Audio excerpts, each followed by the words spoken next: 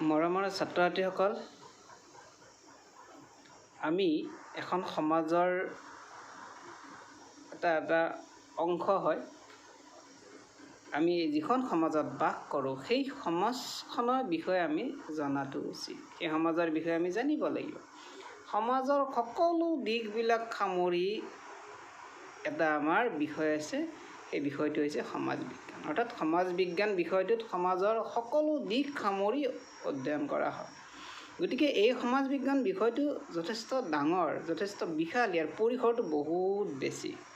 এতিয়া আমি ব্যক্তিগতভাৱে যেতিয়া কোনো এটা কাম কৰিবলৈ যাওঁ, ধৰি ল'লোঁ মই বজাৰলৈ বস্তু বাহিনী কিনিবলৈ গৈছোঁ, বা তোমালোকে বজাৰত গৈছা, তোমাৰ কাৰণে চাৰ্ট এটা কিনিব বা লং পেণ্ট এটা কিনিব বা কলম এটা কিনিব, নাইবা বিভিন্ন সামগ্ৰী কিনিবলৈ আমি বজাৰলৈ যাওঁ। মই যেনেকৈ যাওঁ তোমালোকেও যোৱা, বা তোমালোকৰ মা দেউতাই তোমালোকক লৈ যায়। এই সামগ্ৰী যেতিয়া আমি কিনিবলৈ যাওঁ, আমি সামগ্ৰীটো কিনি আনিলোঁ, কিনি আনোতে যিজনৰ পৰা কিনি আনো তেখেতক আমি পইচা দিওঁ। এতিয়া তেখেতে পইচাৰ বিনিময়ত আমাক সামগ্ৰী দিলে, আমি সেই সামগ্ৰীখিনি আনিলোঁ। হয় যদি আমি পিন্ধিব লগা সামগ্ৰী হয় তাক পিন্ধিলোঁ, পিন্ধি উপভোগ কৰিলোঁ। খাব লগা সামগ্ৰী হ'লে খাই আমি উপভোগ কৰিলোঁ। এনেকুৱাকৈ আমি আমাৰ সমাজত এটা কাৰ্য কৰি গৈ আছোঁ প্ৰতিজন ব্যক্তিয়ে। এই কাৰ্যবিলাক আমাৰ সমাজ বিজ্ঞান বিষয়ত অধ্যয়ন কৰা। কিন্তু এটা কথা হ'ল, সমাজ বিজ্ঞানটো যথেষ্ট ডাঙৰ বিষয়, সেয়ে ইয়াৰ কিছুমান শাখা থাকে। শাখা বিষয়টোক সৰু সৰু কিছুমান শাখাত ভাগ কৰি অধ্যয়নৰ সুবিধা কৰি লোৱা হয়। গতিকে আমাৰ ব্যক্তিগত বা সামাজিক বা দেশৰ যি অৰ্থনৈতিক দিশ, যি অৰ্থনৈতিক কাৰ্য, সেই কাৰ্যসমূহ এটা বিশেষ বিষয়ত অধ্যয়ন কৰা হয়। সেই অৰ্থনৈতিক কাৰ্য বিশেষ অধ্যয়ন কৰা বিষয়টো হৈছে অৰ্থনীতি বা অৰ্থবিজ্ঞান, যাক আমি অৰ্থবিজ্ঞান বুলি ক'ব পাৰোঁ।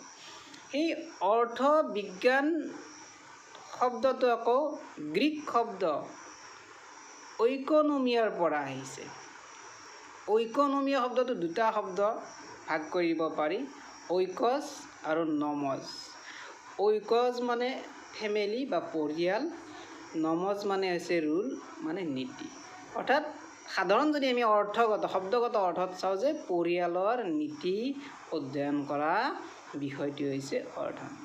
এতিয়া আমাৰ পৰিয়াল এটা চলিবৰ কাৰণে বিভিন্ন নীতি নিয়ম, আমি বজাৰ কৰিব যাব লাগিব, আমি সামগ্ৰী আনিব লাগিব, আমাৰ ঘৰত উৎপাদিত সামগ্ৰী আমি বিক্ৰী কৰিব লাগিব, আমি জীয়াই থাকিবৰ বাবে কিবা এটা বৃত্তিত আমি জড়িত হৈ থাকিব লাগিব। তাৰ পৰা আমাৰ অৰ্থনৈতিকভাৱে আমি টকা পইচাও পাব পাৰোঁ বা খাদ্য শস্য পাব পাৰোঁ। ধান খেতিয়ক এজনে খেতিৰ পৰা ধান, মাহ, সৰিয়হ এইবিলাক পাব।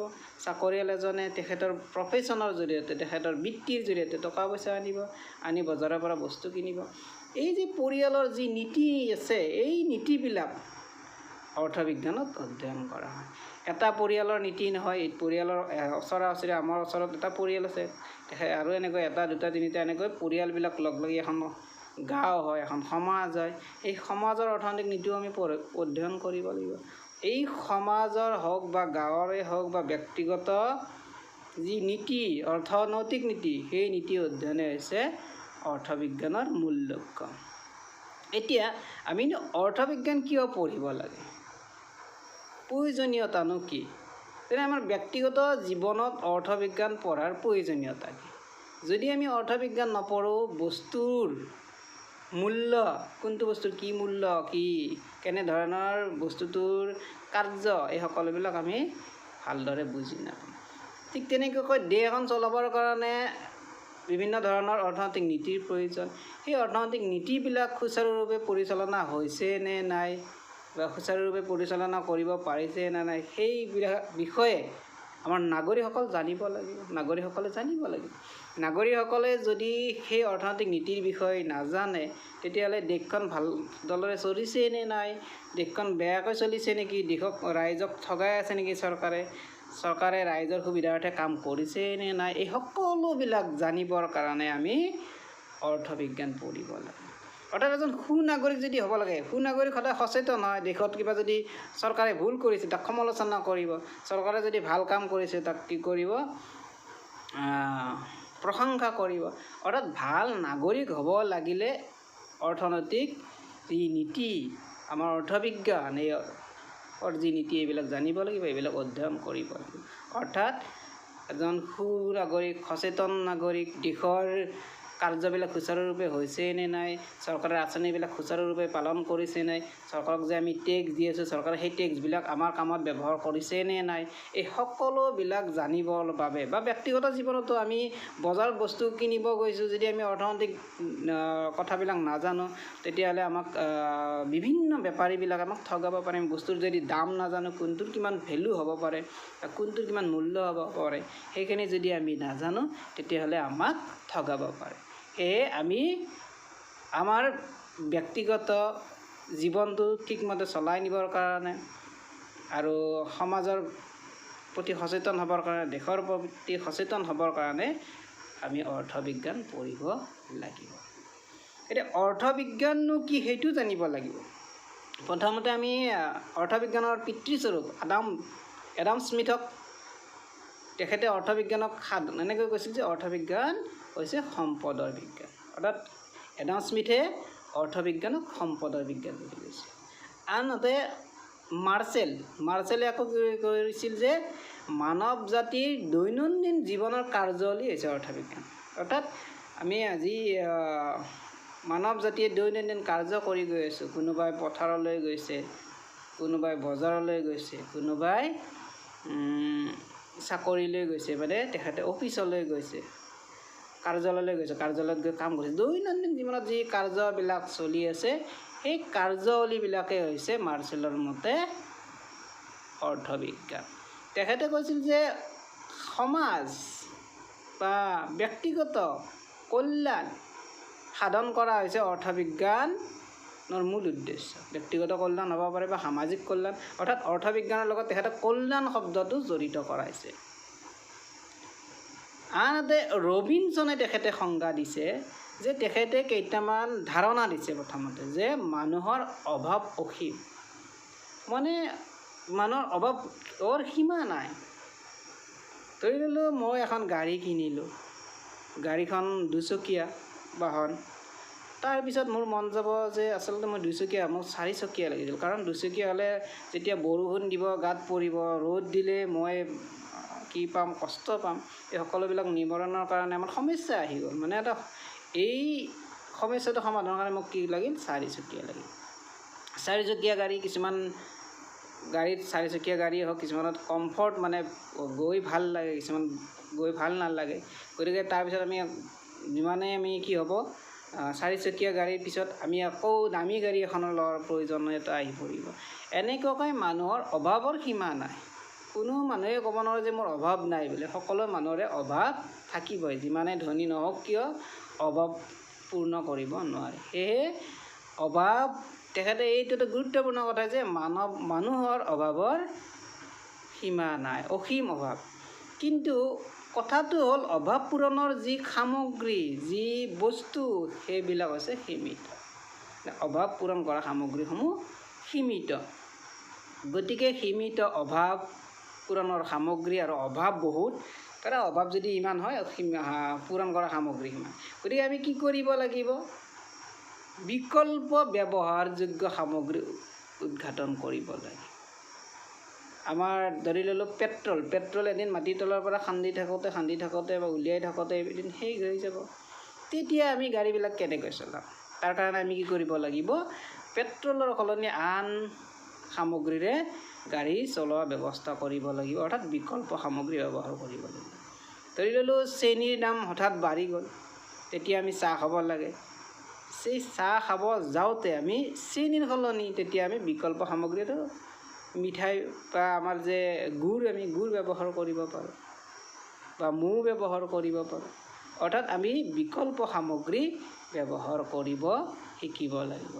যিটো অভাৱ অসীম, এটা বস্তু এটা সময়ত সামগ্ৰীখিনি শেষ হৈ যাব পাৰে, সেই শেষ হৈ যাব পৰা সামগ্ৰী আমি বিকল্প সামগ্ৰীৰ অনুসন্ধান কৰিব লাগিব। তেখেতে এই 3টা মূল কথা কৈছিলে অৰ্থবিজ্ঞানৰ ক্ষেত্ৰত। এতিয়া আমি অৰ্থবিজ্ঞানক অধ্যয়ন, মানে অৰ্থবিজ্ঞান কিনো জানিলোঁ, কিন্তু অৰ্থবিজ্ঞানৰ পৰিসৰনো কিমান সেইটো জানিব লাগিব। ধৰি ল'লোঁ মই দুপৰীয়া ভোক লাগিছে, দুপৰীয়া ভোক লাগোঁতে মই ভাত খালোঁ। এতিয়া মই ভাত খোৱা যিটো কাৰ্য সেইটো ভোগ কাৰ্য, মানে মই ভোগ কৰিলোঁ, অৰ্থাৎ মোৰ অভাৱ আছিল, ভোক লাগি আছিলে, ভোকৰ অভাৱ নিবাৰণ কৰিলোঁ কিহৰ জৰিয়তে? খাদ্যৰ জৰিয়তে। ধৰি লওক ভাতৰ জৰিয়তে অভাৱ নিৰাময় কৰিলোঁ, বা কোনোবাই ৰুটিৰ জৰিয়তে কৰিব পাৰে। এইটো যে ভোগ কাৰ্য, এই ভোগ কাৰ্যটোত কাৰ লগত জড়িত? অৰ্থবিজ্ঞানৰ লগত জড়িত। এতিয়া কথা হ'ল ভোগ কাৰ্য যেতিয়া কৰিছোঁ, এই ভোগ কৰিবৰ কাৰণে মোক ভাত লাগিল। ভাত ক'ৰ পৰা আহে? চাউলৰ পৰা আহে। চাউল কি হয়? পথাৰত উৎপাদন কৰা হয়। এই পথাৰত যে আমি চাউল উৎপাদন কৰিম, এই উৎপাদন কাৰ্যটো অৰ্থবিজ্ঞানৰ লগত জড়িত। এতিয়া কথা হ'ল মই এখন টাউনত বাস কৰিছোঁ, বা টাউনত বহুত মানুহে বাস কৰিছে। এই টাউনত বাস কৰা মানুহখিনিক চাউল লাগিলে টাউনতেতো উৎপাদন কৰা নহয়। গুৱাহাটীত ধৰি ল'লোঁ মানুহখিনিক চাউল লাগে, গুৱাহাটীততো তেনেকুৱা খেতি পথাৰ নাই চাউল উৎপাদন কৰিবৰ কাৰণে। কি কৰিব লাগিব? গাঁৱৰ পৰা আনিব লাগিব। এই গাঁৱৰ পৰা যিটো অনা কাৰ্য, ইয়াত যে কঢ়িয়াই আনিব, এই কাৰ্যটো কি হ'ল যে গাঁৱত আছিল তাৰ পৰা ইয়াত পঠাই দিলে, এইটো হৈছে বিতৰণ। তাৰমানে বিতৰণো অৰ্থনীতিৰ লগত জড়িত। এতিয়া গাঁৱৰ পৰা এজন মানে বস্তুখিনি ইয়াত আনি দি যাব, এনে দিবনে? নিশ্চয় তেখেতক আমি বিনিময় দিব লাগিব। হয়তো আমি টকা দিব পাৰোঁ, নহয়তো তেখেতক বিকল্প সামগ্ৰী দিব পাৰোঁ। যেনেকৈ আগতে কি আছিল? বিনিময় প্ৰথা আছিল, বস্তুৰ সলনি বস্তু বিনিময় কৰিছিল। এতিয়া কি কৰা হয়? বস্তুৰ সলনি আমি মুদ্ৰা দিওঁ। এই যিটো কাৰ্য বিনিময় কাৰ্য, এই বিনিময় কাৰ্যটো অৰ্থনীতিৰ লগত জড়িত। ইয়াৰ পিছতে বিনিময় কাৰ্যৰ লগত যেতিয়া আমি অৰ্থনীতিৰ লগত জড়িত বুলি ক'লোঁ, বিনিময়ৰ লগত আহি গ'ল মুদ্ৰা। মুদ্ৰা বুলি ক'লে কাগজী মুদ্ৰা হ'ব পাৰে, বা ধাতুগত মুদ্ৰা হ'ব পাৰে, বা চেকো হ'ব পাৰে, চেক দিবও পাৰোঁ আমি। এই গোটেই যিটো মুদ্ৰাৰ যিখিনি কাৰ্য, সেইখিনি কাৰ্যও অৰ্থনীতিৰ লগত জড়িত। গতিকে মুদ্ৰাৰ কথাখিনি আমি পঢ়িব যাওঁতে ক'ত সোমাই পৰিল? অৰ্থবিজ্ঞানত সোমাই পৰিল। এতিয়া এজন মানুহে বস্তু বিক্ৰী কৰি তেখেতে কি কৰিব? আয় কৰিব। অৰ্থাৎ এজন মানুহে 10 টকাকৈ বস্তু কিনি আনিছিল, ধৰি ল'লোঁ জিকা 10 টকাকৈ কিনি আনিছিল, তেখেতে 20 টকাকৈ বিক্ৰী কৰিলে। 20 টকাকৈ বিক্ৰী কৰাৰ বিনিময়ত তেখেতৰ খৰচ গৈ ধৰি ল'লোঁ 1 কেজিত 5 টকাকৈ লাভ হ'ল। সেই যিখিনি লাভ, সেইখিনি তেখেতৰ আয় হ'ল। সেই আয়ৰ জৰিয়তে তেখেতে আকৌ পৰৱৰ্তী পৰ্যায়ত আকৌ বস্তু আনিব, আকৌ বিক্ৰী কৰিব, এনেকৈ আয়ৰ জৰিয়তে তেখেতৰ পৰিয়ালটো চলিব। এই যিটো আয় ব্যৱস্থাটো ক'ত? আমাৰ অৰ্থনীতিৰ বিজ্ঞানৰ পৰিসৰৰ ভিতৰত পৰে। এতিয়া আমি যেতিয়া খেতি কৰিম এডৰা মাটিত, বা গাড়ী এখনে চলাম, বা ৰাস্তাৰে আমি গাড়ী চলোৱা যিটো পাৰ্মিশ্যন, এই সকলোবিলাক কৰোঁতে আমি চৰকাৰক কি দিব লাগিব? টেক্স দিব লাগিব, কৰ দিব লাগিব। এই কৰ যি দিয়া ব্যৱস্থা, এই কৰৰ লগত যি জড়িত কাৰ্য, সেইটো অৰ্থনীতিৰ লগত জড়িত। যাক আৰু আন এটা বিষয় হিচাপেও ভাগ কৰা হৈছে, তাক কি বুলি কয়? ৰাজস্ব বিজ্ঞান বা বিত্ত বিজ্ঞান হিচাপে আন এটা শাখা কৰা হৈছে। কাৰণ অৰ্থবিজ্ঞানৰ এটা উপশাখা কৰি লোৱা হৈছে। এতিয়া কথা হ'ল এই বস্তুবিলাক যে আমি সামগ্ৰী কিনিছোঁ, খাইছোঁ, তাৰ পৰা আমি কল্যাণ বা সন্তুষ্টি লাভ কৰিছোঁ।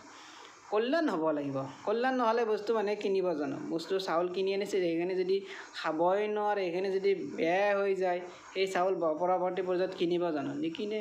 অৰ্থাৎ সেই কাৰ্যৰ জৰিয়তে, যিখিনি অৰ্থনীতিৰ লগত জড়িত কাৰ্য, তাৰ জৰিয়তে মানুহৰ কল্যাণ সাধন হ'ব লাগিব। সেই অৰ্থনীতি সেই কল্যাণৰ লগতো জড়িত। কল্যাণকামী যিটো ধাৰণা, আমাৰ সংবিধানে দিছে, আমাৰ ভাৰতবৰ্ষ এখন কল্যাণকামী ৰাষ্ট্ৰ হিচাপে আমাৰ সংবিধানত নিৰ্দেশাত্মক নীতিত দিয়া আছে। কল্যাণকামী ৰাষ্ট্ৰ হ'ব লাগিব, মানে ইয়াত জনসাধাৰণৰ কল্যাণৰ কাৰণে কাৰ্য কৰে। সেইটো কথা হৈছে, সেই গোটেইখিনি কথাই অৰ্থবিজ্ঞানৰ লগত জড়িত। এতিয়া আটাইতকৈ ডাঙৰ কথাটো হ'ল যে পৰিৱেশক আমি কি কৰিব লাগিব? সদায় সংৰক্ষণ কৰিব লাগিব, ৰক্ষণাবেক্ষণ দিব লাগিব। আমি অৰ্থনৈতিক কাৰ্য কৰিব যাওঁতে যদি পৰিৱেশক আমি ধ্বংস কৰোঁ, আমি খেতি পথাৰৰ নামত যদি গছ গছনি কাটি নষ্ট কৰি দিওঁ, এই কাৰ্যটি কি কৰিব? পৰৱৰ্তী সময়ত এটা গোটেই পৰিৱেশৰ এটা সমস্যা সৃষ্টি কৰিব। এই আমি পৰিৱেশৰ সমস্যা নোহোৱাকৈ আমাৰ অৰ্থনৈতিক কাৰ্যবিলাক সমাধান কৰিব লাগিব। এই যিটো অৰ্থনীতি আৰু পৰিৱেশ, যিটো দুয়োটা বিষয় লগ লগা ক্ল'জলি ৰিলেটেড, একেবাৰে দুয়োটা বিষয়ে ইটো আনটোৰ লগত জড়িত। সেইকাৰণে আমি সেই পৰিৱেশীয় অৰ্থনীতিও কাৰ লগত জড়িত হ'ব? অৰ্থবিজ্ঞানৰ পৰিৱেশৰ ভিতৰত পৰিব। আন এটা কথা হ'ল যে আমি বিভিন্ন কাৰ্যবিলাক কৰিব যাওঁতে, অকল খেতিয়ে নহয়, বিভিন্ন উদ্যোগৰ বিভিন্ন কাৰ্যবিলাক কৰিব যাওঁতে আমাক কি লাগিব? স্কিল লাগিব, দক্ষতা লাগিব। আমি কামটো জানিব লাগিব। যে মই কম্পিউটাৰটো যদি শিকিছোঁ, মই যদি জানো, তেতিয়াহ'লে কম্পিউটাৰৰ কামবিলাক কৰিব পাৰিম। মোবাইলটো যদি মই শিকিছোঁ, তেতিয়া মোবাইলটো চলাব পাৰিম। গাড়ীখন যদি শিকিছোঁ, গাড়ীখন চলাব পাৰিম। পথাৰত কিদৰে হাল বাই যদি শিকিছোঁ, তেতিয়া মই পথাৰত হাল বাব পাৰিম, পথাৰৰ কাৰ্যবিলাক কৰিব পাৰিম। এই যিটো জানা কাৰ্য, যাক কোৱা হয় দক্ষতা, এই দক্ষতাও কিন্তু অৰ্থনীতিৰ লগতে জড়িত। সেইকাৰণে দক্ষতাকো আমি অৰ্থনীতিৰ বিজ্ঞানৰ পৰিসৰৰ ভিতৰত ধৰিম। এই গোটেইখিনি আমি অৰ্থবিজ্ঞানৰ পৰিসৰ। এতিয়া অৰ্থবিজ্ঞানৰ ধাৰণানো কি? যে অৰ্থবিজ্ঞান আমি এই যে গোটেইখিনি কথা ক'লোঁ, এই গোটেইখিনিৰ লগত অৰ্থবিজ্ঞান প্ৰকৃত ধাৰণাটো আমি এতিয়ালৈকে আহি পোৱা নাই, কাৰণ আমি পৰিসৰটো বুজিবলৈ। এতিয়া মূল ধাৰণা কি?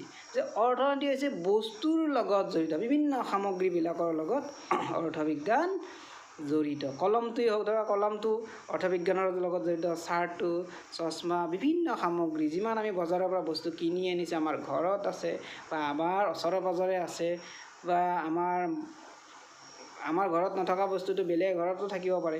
প্ৰতিটো বস্তুৱে কিন্তু অৰ্থনীতিৰ লগত জড়িত। গতিকে ইয়াত বস্তুৰ যি ধাৰণা, সেইটো ধাৰণাই কিন্তু অৰ্থনীতিৰ ক্ষেত্ৰত গুৰুত্বপূৰ্ণ ভূমিকা ল'ব। অৰ্থনীতিত বস্তু বুলি আমি যি ধাৰণা পাম, সেই বস্তু হৈছে মৌলিক ধাৰণা, অৰ্থনীতিৰ মৌলিক ধাৰণা। এতিয়া উপযোগিতা, ধৰি লওক এই কলমটো মই কিনি আনিছোঁ, আনি ইয়াৰ জৰিয়তে মই লিখিছোঁ।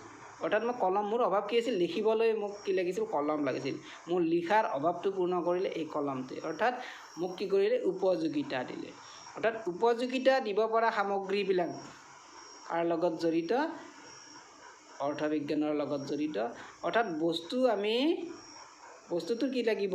উপযোগিতা থাকিব লাগিব। অৰ্থাৎ এই উপযোগিতা বিষয়টো হৈছে অৰ্থবিজ্ঞানৰ মৌলিক ধাৰণা। আমি চাউল কিনি আছোঁ, খাব পাব লাগিব। চকলেট এটা কিনি আছোঁ, চকলেটটো খাই আমি কি? যি আমাৰ চকলেট খোৱাৰ তাৰণাটো নাইকিয়া হৈ গ'ল। বা মোৰ ভোক লাগিছিল, ভাত খালোঁ, ভাত খাওঁতে মোৰ কি হ'ল? ভোকটো নিবাৰণ হ'ল। ঠিক তেনেকৈ পিয় লাগিছিল, মই পানী খালোঁ, এই মোৰ পিয় নিবাৰণ হ'ল। এই যিটো কাৰ্য, অভাৱ পূৰণৰ কাৰ্যটো হৈছে উপযোগিতা। অভাৱ পূৰণ হৈ গ'ল, মোৰ পিয় লাগিছিল, পিয়টো নিবাৰণ হ'ল। পিয় নিবাৰণ হ'ল মানে কি? মই উপযোগিতা পালোঁ। ঠিক তেনেকৈ বিভিন্ন সম্পদ আছে। সম্পদ হ'ব লাগিলে আকৌ উপযোগিতা থাকিব লাগিব, তাৰ উপকাৰিতা থাকিব লাগিব, বাহ্যিকতা থাকিব লাগিব। ধৰি ল'লোঁ মদ খালে, আমিতো কিনি আনিলোঁ, খালোঁ, খোৱাত আমাৰ দেহত ক্ষতি হ'ল, সেইটো কিন্তু সম্পদ নহয়। সম্পদ হ'বলৈ সদায় কি কৰিব লাগিব? মানুহৰ কল্যাণ কৰিব লাগিব, মানুহৰ ভালৰ দিশত কাম কৰিব লাগিব। যে কলমটোৰে মই ধুনীয়াকৈ লিখিব পাৰিছোঁ, ইয়াৰ ফলত কাৰো অপকাৰ নহয়, মই ভালকৈ লিখিছোঁ, মোৰ উপকাৰ হৈছে বৰঞ্চ। গতিকে এইটো হ'ব সম্পদ। অৰ্থাৎ সম্পদ হ'ব লাগিলে তাৰ উপযোগিতা লাগিব, বাহ্যিকতা লাগিব, উপকাৰিতাও লাগিব।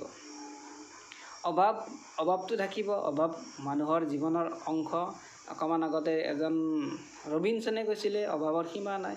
যে এই অভাৱ যিটো বিষয়, অভাৱৰ বিষয়ে যেতিয়া আমি আলোচনা কৰিব যাম, সিও কিন্তু অৰ্থনীতিৰ লগতে জড়িত হৈ পৰিব। ঠিক তেনেকৈ কল্যাণ, বস্তু আমি সামগ্ৰী কিনি তাৰ পৰা আমাৰ উপযোগিতা লাভ কৰিবলৈ আমাৰ কল্যাণ সাধন হ'ব লাগিব। এই কল্যাণো আমাৰ অৰ্থনীতিৰ মৌলিক ধাৰণা। ঠিক তেনেকৈ দৰ, প্ৰতিটো বস্তুৰ কলমটোত 10 টকা, বা আমি যদি ভাল কলম এটা আনিব যাওঁ 20 টকা ল'ব, বা ভাল চাৰ্ট এটা কিনিব যাওঁতে 500 টকা, 1000 টকা, প্ৰতিটো বস্তুৰে এটা নিৰ্দিষ্ট দাম আছে। সেই যিটো দৰৰ যি ব্যৱস্থা, সেই দৰ কৰিব যাতে এটা বস্তুৰ দাম কেনেকৈ কৰিব, যে দাম এনেকুৱাকৈ কৰিব লাগিব যাতে অত্যাধিক দাম হ'লে মানুহে নিকিনিব। গতিকে দামটো অত্যাধিক কৰিব নোৱাৰে। আৰু দ্বিতীয় কথা, যিজনে সামগ্ৰীটো উৎপাদন কৰিব, তেখেতৰ যি খৰচ হৈছে, সেই ব্যয়তকৈ দামটো বেছি হ'ব লাগিব। ধৰি ললোঁ কলমটো উৎপাদন কৰোঁতে এজন বা এটা কোম্পানীৰ 2 টকা খৰচ হৈছে, গতিকে 2 টকাতকৈ তলত দামটো দিব নোৱাৰে। কিয়নো ইয়াৰ মাজতে তেখেতে প্ৰত্যক্ষভাৱে গ্ৰাহকক বিক্ৰী কৰিব নোৱাৰিব। তেখেতৰ পৰা আন কি আহিব? নগদ বিক্ৰেতালৈ আহিব, নগদ বিক্ৰেতা আকৌ খুচুৰা বিক্ৰেতালৈ দিব, প্ৰত্যেককে কি দিব লাগিব? লাভ দিব লাগিব। ইয়াৰ উপৰিও বিতৰণ কৰোঁতে গাড়ী মটৰ এইবিলাকৰ কি খৰচ থাকিব। এই সকলোবিলাক খৰচ যেতিয়া গৈ দেখিলে যে গোটেইবিলাকৰ ভিতৰত খৰচ হৈ গৈ শেষত কি হ'ব? ইয়াৰ মূল্য গৈ 4 টকা হ'ল। তেতিয়া তেখেতে 4 টকাত বস্তুটো দিব নোৱাৰিব। কি কৰিব? ইয়াৰ দাম লাভৰ কাৰণে তেখেতে 5 টকা কৰিব। অৰ্থাৎ সেই কোম্পানীয়ে সেই কলমটোৰ দাম 5 টকা কৰিব। অৰ্থাৎ তেখেতে সেই হিচাপত দৰটো নিৰ্ধাৰণ কৰিব। তাৰপিছত চাহিদা। চাহিদা মানে বস্তু এটা আমি যেতিয়া বস্তু এটা কিনিম, বস্তুটো এনে পেলাই দিবলৈ নিকিনো, আমাক প্ৰয়োজনীয়তা আছে কাৰণে কিনিম। ধৰি লওক আমি বজাৰলৈ গৈছোঁ, কবি কিনি আনিছোঁ। এই কবি যে কিনি আনিছোঁ, কবি কিয় কিনি আনিছোঁ? আমাৰ কবি আমাৰ অভাৱ আছিল, কবি আমাৰ ঘৰত নাছিল, সেইকাৰণে আমি কিনি আনিছোঁ। অৰ্থাৎ কবি আমাক কিনিব লাগে, আমাৰ কি হৈছে? অভাৱ হৈছে। অভাৱ পূৰণ কৰিবৰ কাৰণে আমি বজাৰত বস্তু কিনিবলৈ গৈছোঁ। এই যিটো প্ৰক্ৰিয়া, বস্তু আমি কবি কিনিবলৈ গৈছোঁ, কবিৰ তেতিয়া দেখিলে বেপাৰী যে 10জনক 10টা কবি লাগে, বেপাৰীজনে 10টা কবি লৈ আহিলে। তেখেতে কি কৰিলে? এই মানুহৰ অভাৱটো দূৰ কৰিবৰ কাৰণে বস্তু যোগান দিলে। সেইটো হৈছে এই যোগান কেতিয়া হ'ব? যেতিয়া মানুহে বেছিকৈ বিচাৰিব, যোগান বাঢ়িব। অৰ্থাৎ মানুহে যদি কমকৈ বিচাৰে, ধৰা 10টা কবি নালাগে, 9টা বিক্ৰী হয় বজাৰত, তেতিয়া মানুহে কি কৰি তেতিয়া সেই বেপাৰীজনে 9টা কবি আনিব।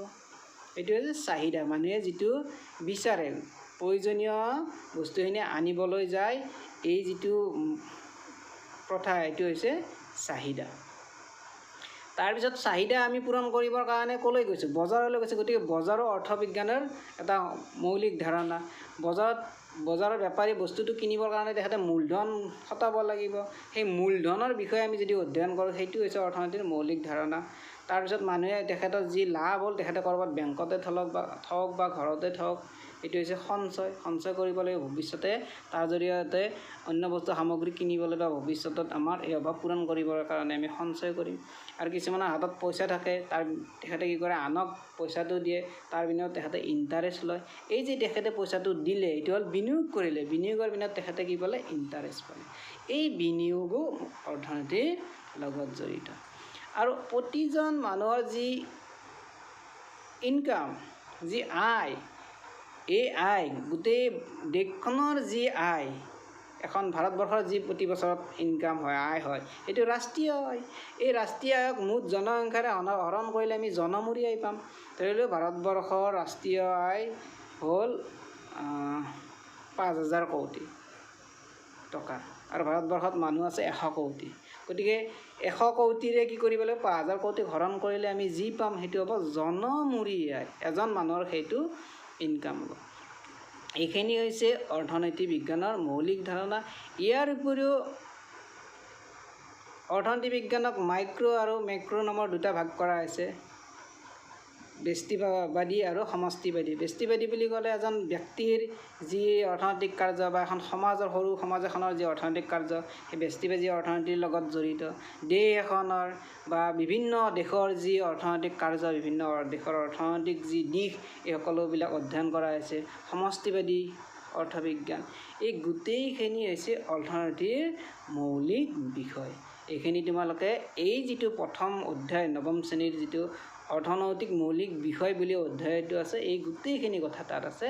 তোমালোকে এইখিনি পঢ়িবা, আৰু এইখিনি মই যিখিনি ক'লোঁ, এইখিনি তোমালোকে মনোযোগেৰে শুনিবা, আৰু গোটেই পাঠটো তোমালোকক কথাখিনি থুলমূলকৈ কৈ দিয়া। নমস্কাৰ।